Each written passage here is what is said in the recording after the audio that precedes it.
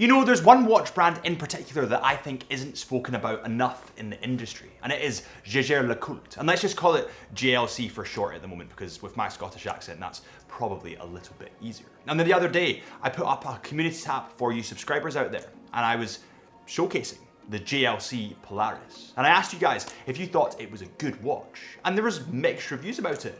So let's discuss it.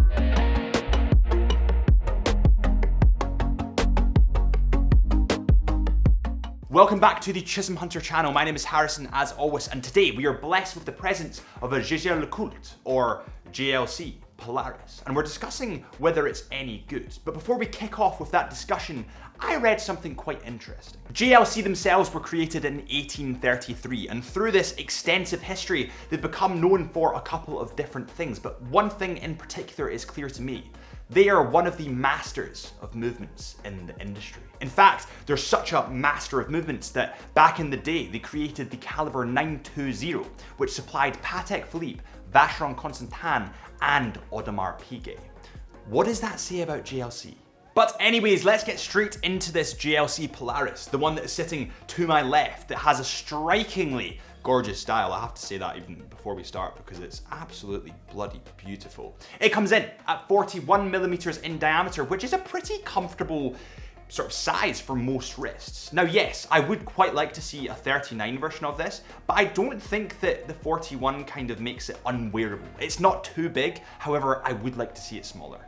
The thickness of this model is equally as impressive as that beautiful blue dial. The thickness comes in at 11.2 millimeters, which is pretty incredible for slimmer wrists. I have 6.5 inch wrists, so it really hugs your wrist and goes under the shirt cuff really, really easily. But what we're gonna do, just quickly, is measure ourselves with our digital calipers, because sometimes we get different results to the website. It's not a bad thing, but I just quite like doing it myself. So, this comes in, according to our calipers, at exactly 11.2 millimeters. Well done, JLC. Now, something to bear in mind is that the thickness of this watch is probably affected by the water resistance. So it's actually water resistant to 100 meters, and that might be why it's that little bit slimmer. The case and the bracelet are both made from stainless steel. And before we go any further, let's get this on the scales, which we haven't used in a hot minute, and see how much it weighs. This Polaris model with the full bracelet, no links have been taken out of this, comes in at 145 grams. Remember how thin it is though, so it is quite a thin watch, especially for technically a diving watch.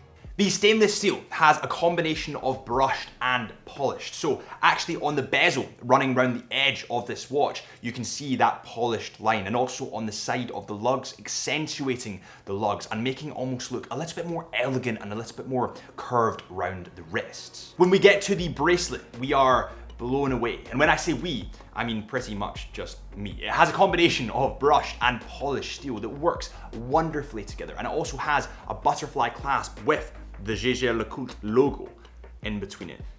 And this is no understatement. I have seen hundreds of different clasps in my time. I've seen hundreds of different bracelets. And when you've seen so many, it's kind of hard to get excited about them anymore because it's just samey. This is probably one of the single best bracelets and butterfly clasps I've ever held and ever felt. Please don't take that as an understatement. This is phenomenal.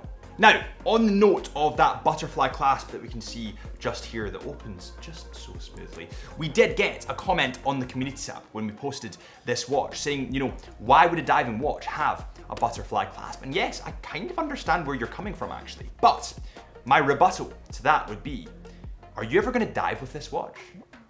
Because if I were to buy this watch, I certainly wouldn't be diving with it.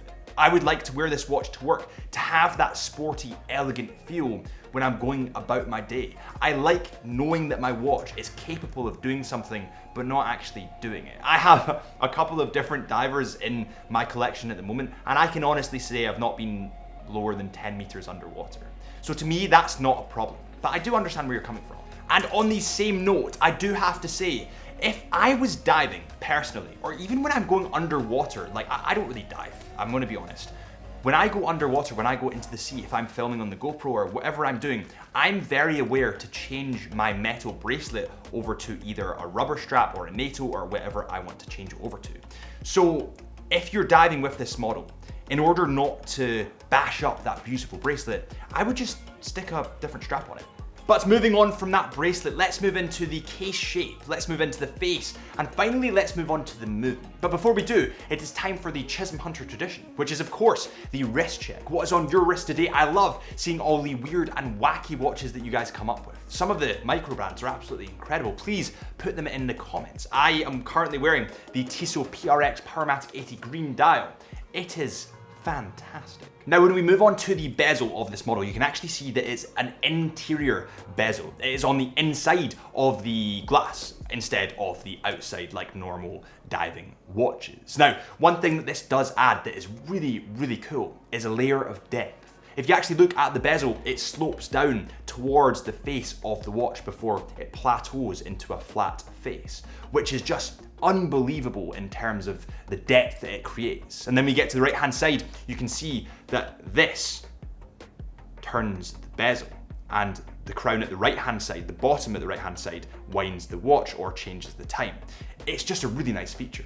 Now, this dual crown feel at the right hand side, both at the 2 o'clock and the 4 o'clock, gives this watch a really unique feel comparison to other divers in the industry. For example, when you think of a classic diver, whatever brand that may be from, normally you think of a screw down crown with crown guards supporting it, but not often do you get a dual crown.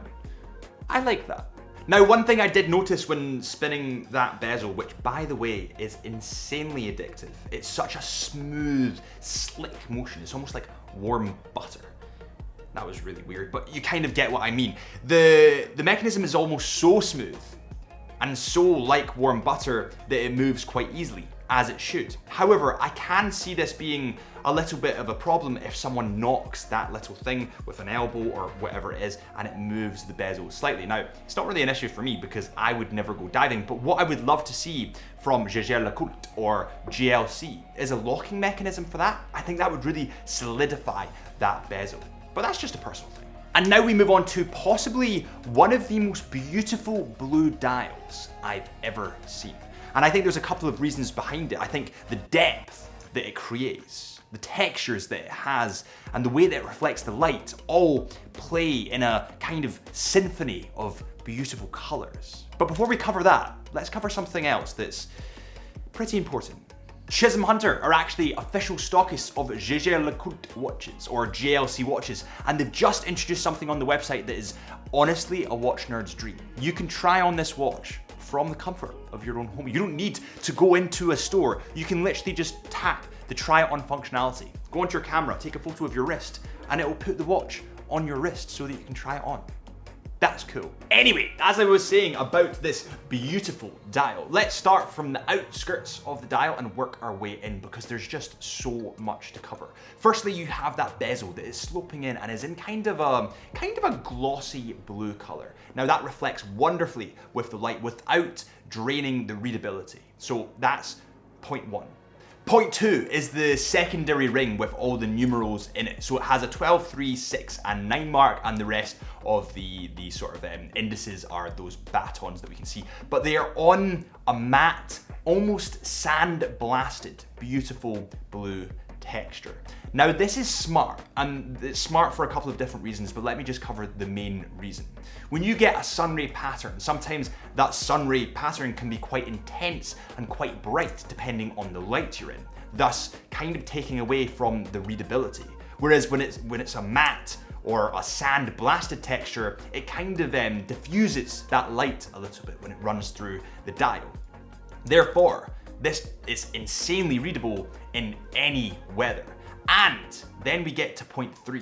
Point 3 is that final interior circle, and that final circle comes in a sun ray pattern. So you get all the draw from a sun ray pattern, all that reflective blue beauty without it affecting the readability of the dial. And this is the attention to detail that Jaeger go into with their timepieces. It's stunning.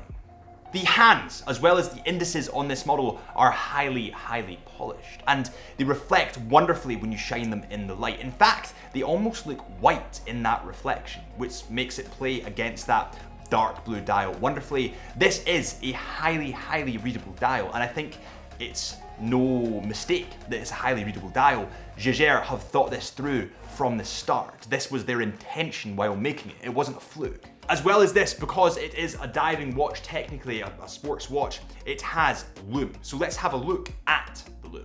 The lume, as you can see, shines bright green, and it also has that dot on the bezel, as it is a fully functional diver if you would like to do that.